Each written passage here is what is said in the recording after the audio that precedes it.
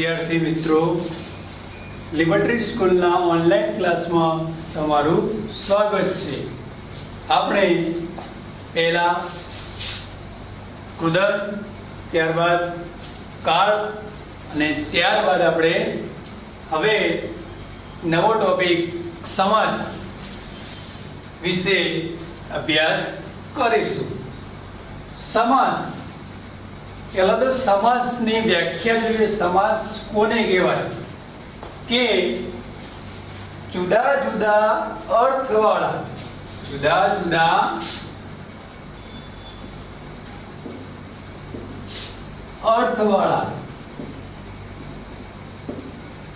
બે કે બેથી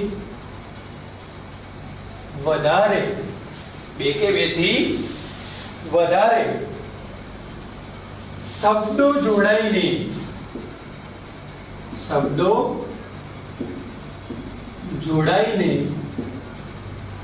નવા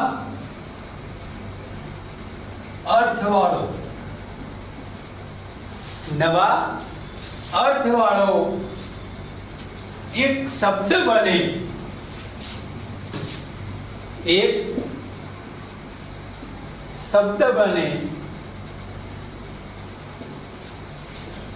તેને સમાસ કહે છે. શું કીધું છે વ્યાખ્યામાં? જુદા જુદા અર્થવાળા બે કે બેથી વધારે શબ્દો જોડાઈને નવા અર્થવાળો એક શબ્દ બને, તેને સમાસ કહે છે. જુદા જુદા અર્થવાળા બે કે બેથી વધારે શબ્દો જોડાઈને નવા અર્થવાળો એક શબ્દ બને, તેને સમાસ કહે છે. અને સમાસ દ્વારા લખાણ ટૂંકું થઈ જાય છે. સમાસ દ્વારા લખાણ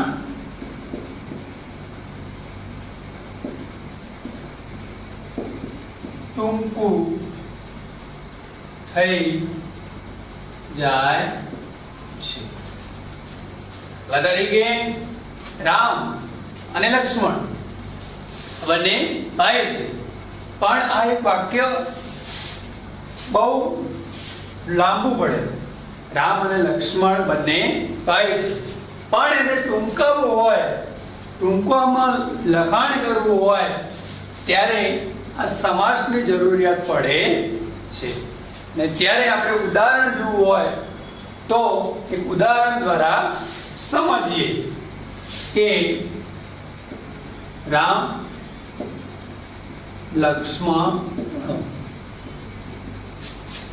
અને લક્ષ્મણ, આવી રીતે લખાણ ટૂંકું થાય છે. અને ટૂંકું થવાના કારણે તેને શું કહીએ છીએ? આપણે સમાસ કહીએ છીએ. તો આપણે સમાસની વ્યાખ્યા જોઈ. હવે સમાસના કેટલા પ્રકારો છે, કેટલા સમાસનો અભ્યાસ આપણે કરવાનો છે, તેની માહિતી જોઈએ કે સમાસના કેટલા પ્રકારો છે.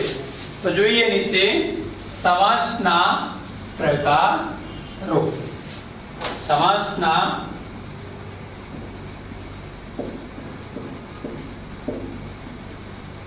પ્રકારો. ધોરણ 9 અને ધોરણ 10 ની અંદર સમાસ બહુ અગત્યનો ટોપિક છે. જોઈએ પ્રથમ છે દ્વંદ્વ સમાસ, બીજો છે તત્પુરુષ સમાસ, ત્રીજો છે બહુવ્રીહી સમાસ, ચોથો છે અવ્યયી ભાવ સમાસ, ને પાંચમો છે કર્મ ધારય સમાસ. 5 સમાસ ધોરણ 9 અને ધોરણ 10 ની અંદર ભણવામાં આવે છે. તેમાંના જે દ્વંદ્વ સમાસ અને તત્પુરુષ સમાસ, આ બે સમાસ છે એ ધોરણ 9 ની અંદર અભ્યાસ કરવામાં આવે છે. અને ત્યારબાદ બહુવ્રીહી, અવ્યયીભાવ અને કર્મધારય, આ ત્રણ, એટલે કે ધોરણ 10 ની અંદર તો 5 એ 5 ફરજિયાત છે, પણ ધોરણ 9 ની અંદર બે સમાસ ગત્યના છે. બે સમાસ માંથી આપણો જે પ્રથમ જે દ્વંદ્વ સમાસ છે એ આપણે જોઈએ કે દ્વંદ્વ સમાસ કોને કહેવાય, દ્વંદ્વ સમાસ કઈ રીતે બને છે.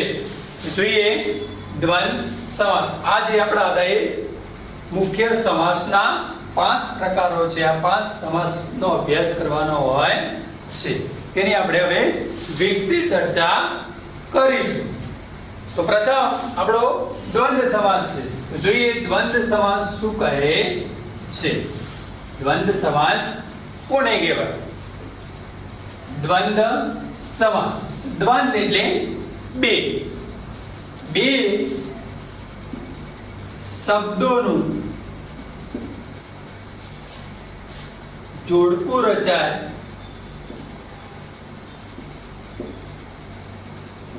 ત્યારે દ્વંદ્વ સમાસ બને છે. શું કીધું છે? બે શબ્દોનું જોડકું રચાય ત્યારે દ્વંદ્વ સમાસ બને છે. બે શબ્દોનું જોડકું રચાય ત્યારે દ્વંદ્વ સમાસ બને છે. ઉદાહરણ તરીકે માતા પિતા, માતા અને પિતા, આ બે જોડકું છે, તેના કારણે શું થયું? દ્વંદ્વ સમાસ. એવું બીજું ઉદાહરણ અહી નકુલ. અહી એટલે સાપ અને નકુલ એટલે નોળિયું. સાપ અને નોળિયું. આવી રીતે જ્યારે સુખ દુઃખ, પતિ પત્ની જેવા ઘણા બધા ઉદાહરણો દ્વંદ્વ સમાસના હોય છે. તો જ્યારે પણ જોડકું રચાય ત્યારે શું બને છે? દ્વંદ્વ સમાસ બને છે. શું બને છે? દ્વંદ્વ સમાસ બને છે. દ્વંદ્વ સમાસના પાછા બે પેટા પ્રકાર પડે છે. તો એ આપણે થોડીક માહિતી જોઈએ કે કયા બે પેટા પ્રકાર દ્વંદ્વ સમાસના છે. તો એક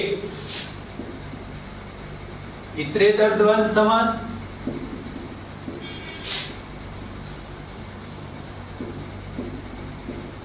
અને બીજો સમાહાર દ્વંદ્વ સમાસ. ઇતરેતર દ્વંદ્વ સમાસ અને સમાહાર દ્વંદ્વ સમાસ, આ બે દ્વંદ્વ સમાસના પેટા પ્રકાર છે. એટલે કે ખાસ ઇતરેતર દ્વંદ્વ સમાસના ઉદાહરણો આપણા અભ્યાસની અંદર વધારે આવે છે. તો જોઈએ ઇતરેતર દ્વંદ્વ સમાસ કોને કહેવાય? તો આ સમાસમાં દરેક પદનું મહત્વ એક સરખું હોય છે. શું હોય છે? પદનું મહત્વ એક સરખું હોય છે. કેવું હોય છે? એક સરખું હોય છે. દરેક પદનું મહત્વ એક સરખું હોય છે. દાખલા તરીકે રામ લક્ષ્મણો. રામ અને લક્ષ્મણ આ બંને પદ સરખા જ છે, તેથી એ શું બનશે? ઇતરેતર દ્વંદ્વ સમાસ. રામ લક્ષ્મણો. તો આ બંને પદનું મહત્વ એક સરખું હોવાના કારણે ઇતરેતર દ્વંદ્વ સમાસ બને છે. બંને પદનું મહત્વ એક સરખું હોવાથી ઇતરેતર દ્વંદ્વ સમાસ બને છે. હવે ત્યારબાદ આપણો છે સમાહાર દ્વંદ્વ સમાસ. સમાહાર દ્વંદ્વ સમાસ. સમાહાર દ્વંદ્વ સમાસ કોને કહેવાય? તો સમાહાર દ્વંદ્વ સમાસ એ જોઈએ કે એનો પ્રયોગ હંમેશા નપુંસક લિંગમાં થાય છે. શેમાં થાય છે? નપુંસક લિંગમાં થાય છે. આ સમાસનો પ્રયોગ હંમેશા નપુંસક લિંગમાં થાય છે. બીજું કે જ્યારે મનુષ્ય પ્રાણીના અંગો મનુષ્ય પ્રાણીના અંગો પછી વાદો એટલે સંગીતના વાદો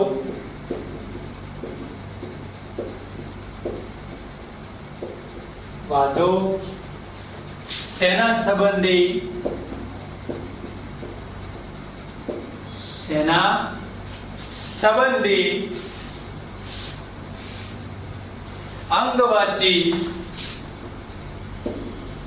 અંગવાચી શબ્દોનો સમાવેશ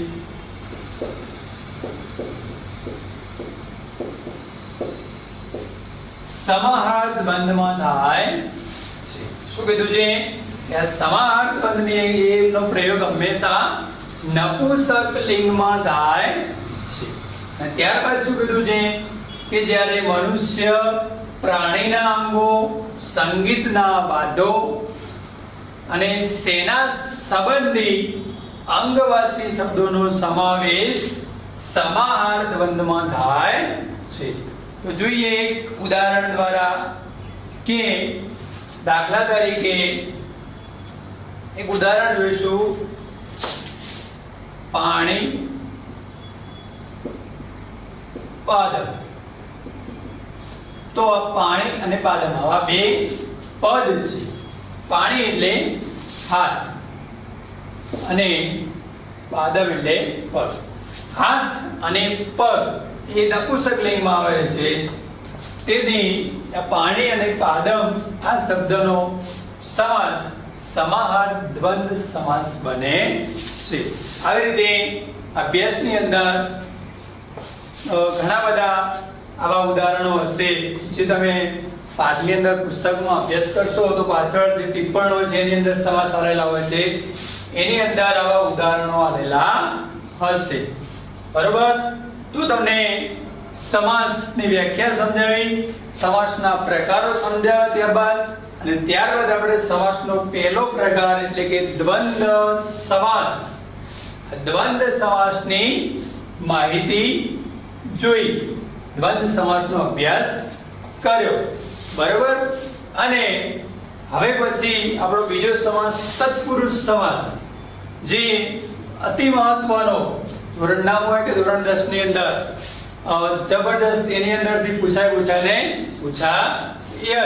એકાદ ઉદાહરણ પરીક્ષાની અંદર. તો એ તત્પુરુષ સમાસનો આપણે બીજા લેક્ચરની અંદર અભ્યાસ કરીશું. Thank you all the best.